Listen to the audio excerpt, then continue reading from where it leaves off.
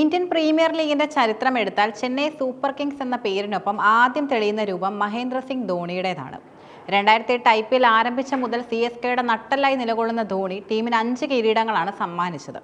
എന്നാൽ 2025 സീസണിലേക്ക് എത്തുമ്പോൾ ചെന്നൈ ടീമിൽ വിപ്ലവകരമായ മാറ്റങ്ങളാണ് സംഭവിച്ചിരിക്കുന്നത്. അതിൽ ഏറ്റവും പ്രധാനപ്പെട്ടത് ടീമിലെ ശമ്പള ഘടനയാണ്. ഒരു കാലത്ത് IPL ഏറ്റവും വിലപിടിപ്പുള്ള താരം ഇന്ന് തന്റെ ടീമിലെ പല ജൂനിയർ താരങ്ങളെക്കാളും കുറഞ്ഞ പ്രതിഫലത്തിലാണ് കളിക്കുന്നത്. 44-ാം വയസ്സിലും കളിക്കളത്തിൽ സജീവമാകാൻ തീരുമാനിച്ച ധോണിയുടെ ഈ വിട്ടുവീഴ്ച ക്രിക്കറ്റ് ലോകത്ത് വലിയ ചർച്ചയായിക്കൊണ്ടിരിക്കുകയാണ്.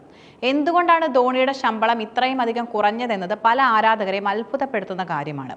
ഇതിന് പിന്നിൽ BBCയുടെ ഒരു പുതിയ നിയമമുണ്ട്. അന്താരാഷ്ട്ര ക്രിക്കറ്റിൽ നിന്നും വിരമിച്ചിട്ട് 5 വർഷം പൂർത്തിയായ ഇന്ത്യൻ താരങ്ങളെ അൺക്യാപ്ഡ് വിഭാഗത്തിൽ ഉൾപ്പെടുത്താൻ ഫ്രാഞ്ചൈസികൾക്ക് സാധിക്കും. 2020 ഓഗസ്റ്റിൽ വിരമിച്ച ധോണി ഈ നിബന്ധനയിൽ കൃത്യമായി ഉൾപ്പെടുന്നു. അൺക്യാപ്ഡ് താരമായി ഒരു കളിക്കാരനെ നിലനിർത്തുമ്പോൾ ടീമിന്റെ ആകെ ലേലത്തുകയിൽ നിന്നും വെറും 4 കോടി രൂപ മാത്രമേ കുറയുകയുള്ളൂ. CSK സംബന്ധിച്ചിടത്തോളം ലേലത്തിൽ മികച്ച താരങ്ങളെ വാങ്ങാൻ കൂടുതൽ തുക ലഭ്യമാക്കാൻ ധോണി സ്വയം ഈ സ്ഥാനത്തേക്ക് മാറുകയായിരുന്നു. ഇതോടെയാണ് പ്രതിഫലത്തിന്റെ കാര്യത്തിൽ ധോണി 8ാം സ്ഥാനത്തിന് പുറത്തേക്ക് പോയത്. നിലവിലെ കണക്കുകൾ പ്രകാരം CSKയിൽ ധോണിയേക്കാൾ ഉയർന്ന ശമ്പളം കൈപ്പറ്റുന്ന 8 താരങ്ങളാണുള്ളത്. CSKയുടെ ഭാവി നായകനായി വളർന്നു വരുന്ന ഋതുരാജ് ഇന്ന് ടീമിന്റെ ഏറ്റവും പ്രധാനപ്പെട്ട കണ്ണിയാണ്.